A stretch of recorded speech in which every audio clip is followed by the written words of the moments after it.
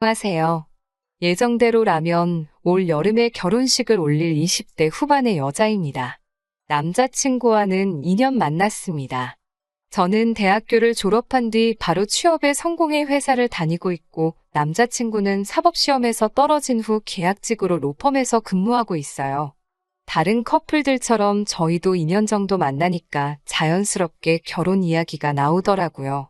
당시 저는 모아둔 돈이 한 6천 정도 있었고 남자친구는 2천 정도 있었어요.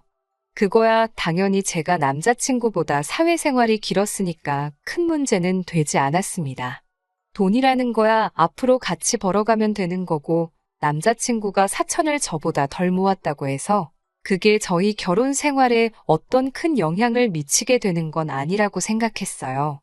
양가의 도움을 받을 수 있으면 좋고 못 받아도 작게 시작하면 된다는 마음으로 그렇게 결혼을 준비 중이었습니다. 그리고 남자친구의 전세 계약이 4월에 끝난다고 하더라고요.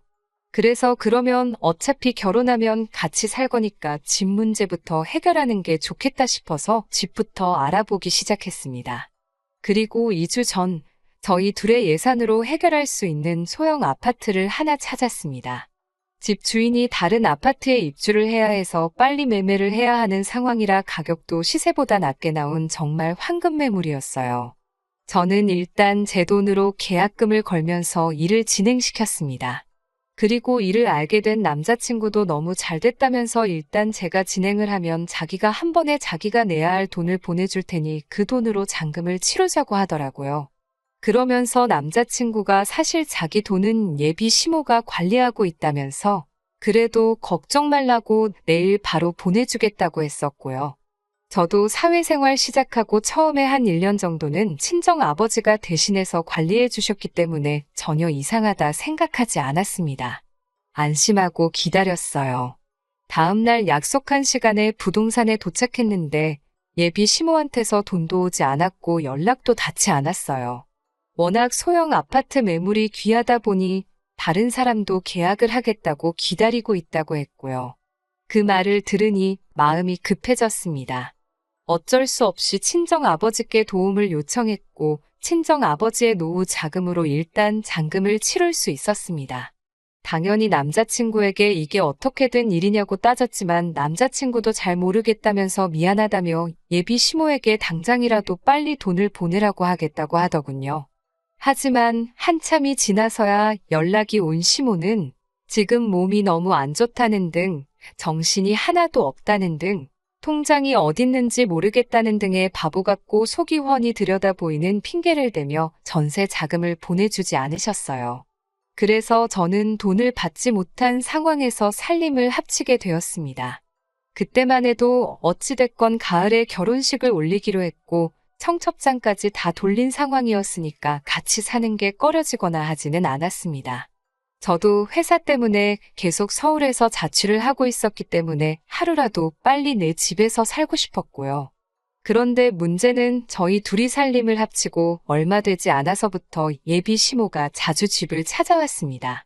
말씀으로는 친정 어머니도 안 계신데 당신이 친정 어머니처럼 저를 챙겨주고 싶다는 거였죠. 하지만 저는 부담스럽기만 했어요. 친정 어머니만큼 편하신 존재도 아니었고 저도 일 끝나고 집에 오면 쉬고 싶고 주말에는 늦잠도 자고 싶은데 아무 때나 배를 누르시니 없는 척을 할 수도 없고 죽겠더라고요. 하지만 더 저를 힘들게 한 건 예비 시모의 무력이었어요.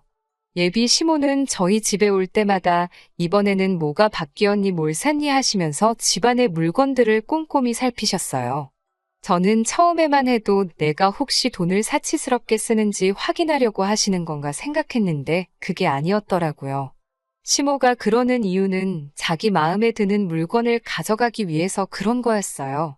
한 세 번째 방문 때인가 인기가 많아 배달이 밀리던 대형 TV가 한 달 만에 집에 들어왔을 때였어요. 시모는 소파에 앉아 TV를 보면서 이게 그 광고하는 신상 TV냐며 아이고 너무 좋다를 연신하시더니 나는 이런 TV를 언제 가져보나 딸 있는 집들은 이런 것도 지들 엄마 척척 사준다던데 라고 하시며 계속 나도 이런 TV 하나 있으면 집에만 있어도 하나도 안 심심하겠다는 소리를 하시더라고요. 계속 듣고 있자니 민망해 죽겠는데 남자친구가 제 눈치를 쓱 보더니 그럼 엄마 며칠 가져가서 써보고 맘에 들면 살지 어쩔지 생각해보세요. 이러는 거예요.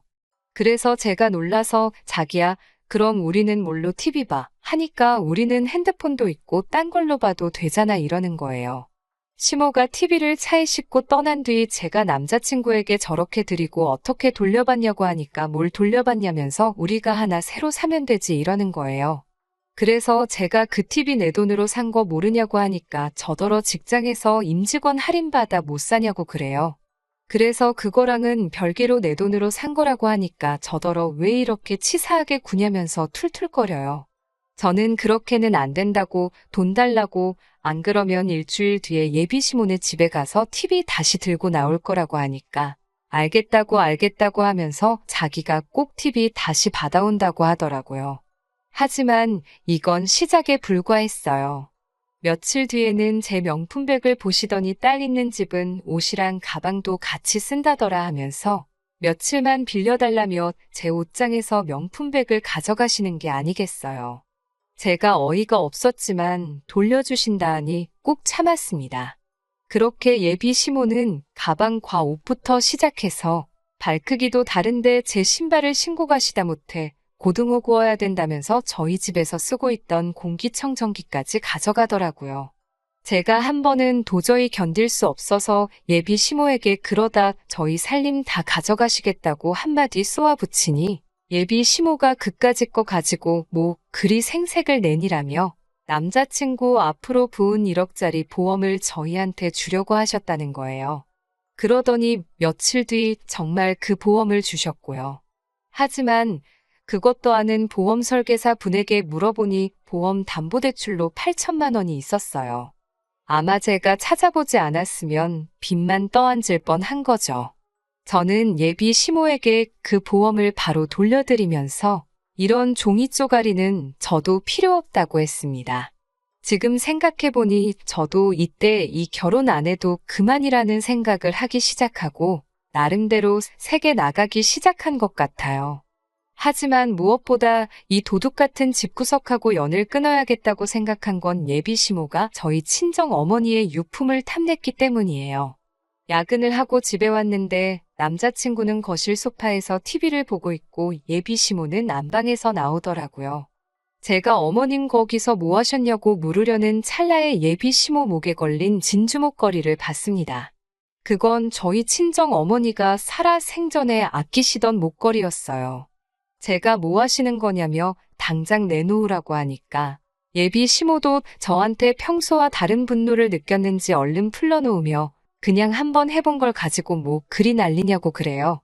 제가 그거 저희 친정 어머니 유품이라고 어떻게 그런 것까지 손을 대시냐고 하니까 아이고 그게 죽은 사람 물건이냐면서 재수없을 뻔했다고 하더니 너는 그리고 전에는 앞으로 나를 엄마처럼 생각한다더니 그건 순 거짓말이었냐며 그럴 줄 알았다고 적반하장으로 저를 이상하게 몰아붙이더군요. 그때 알았어요. 이 결혼을 했다가는 저는 제 명대로는 못 살겠다는 걸요. 저는 남자친구한테 지금 당장 자리에서 일어나서 네 짐 다 챙기라고 했어요. 남자친구는 상황 파악을 하면서도 저한테 화난 거 알겠다며 예비 시모한테 빨리 사과하라고 부추기더라고요. 저는 아니, 너도 필요 없다고 당장 둘 다 이 집에서 나가라고 했어요. 예비 시모는 저거 말버릇 좀 보라며 아주 기가 차다고 난리였고요. 저는 당장 안 나가면 둘 다 주거침입으로 경찰 부를 거라고 이 진명에 내건 거는 알고 있지 않냐고 하자 남자친구가 엄마 일단 나가자 라고 말하며 예비 시모를 끌어냈어요. 남자친구는 공무원 시험이든 사법시험이든 뭐라도 다시 준비하려는 중이었기 때문에 경찰하고 엮여서 좋을 게 없었거든요. 저는 그 길로 남자친구와는 파혼하기로 작정을 하고 주변 사람들에게 바로 연락을 돌렸습니다. 당연히 남자친구에게도 우리는 이제 끝이라고 말했고요. 예비 시모도 그제서야 자기가 저를 너무 편하게 생각해서 이를 이렇게 키웠다며 제발 사과할 기회를 달라고 하시더군요. 앞으로 평생 딸보다 더 소중하게 대하겠다고 말만 번지르르하게 늘어놓았지만 제가 한 번 속지 두 번 속나요. 그놈의 잔금에 미련 갖고 아파트 명의를 공동 명의로 했으면 일이 얼마나 복잡했을지 상상만 해도 머리가 아프네요. 그래도 덕분에 얼떨결에 아파트가 하나 생기고 그 아파트도 그 사이에 돈이 올라서 마음의 위로가 살짝 되긴 합니다. 비록 30살 전에 결혼하고 싶었던 꿈은 이룰 수 없게 되었지만 그래도 제대로 인생 공부했다 치고 더 좋은 사람 만날 때까지 열심히 살고 있으려고요.